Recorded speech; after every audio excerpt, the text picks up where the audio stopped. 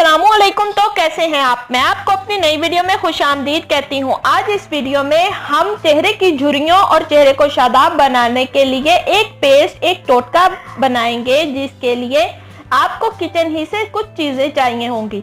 इसके लिए आपने लेना है 1 चम्मच बेसन, हाफ चम्मच ग्लिसरीन, 1 चम्मच शहद और 1 चम्मच क्रीम। इन सब चीजों को आपने अच्छे से मिक्स करना है और अपने गर्दन और चेहरे पर तकरीबन 20 मिनट के लिए अप्लाई करना है।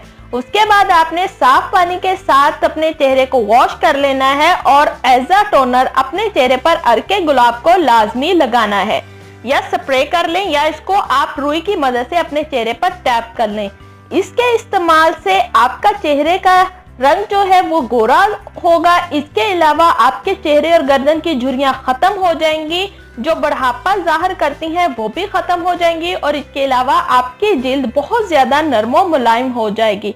आई होप आपको वीडियो अच्छी लगी होगी। अभी तक के लिए बस इतना सा। अपना बहुत सारा ख्याल रखिएगा। अल्लाह हाफिज। इस वीडियो को लाइक करें, हमारे चैनल को सब्सक्राइब कर बेल आइकन जरूर प्रेस करें हमारी न्यू वीडियो सबसे पहले देखने के लिए।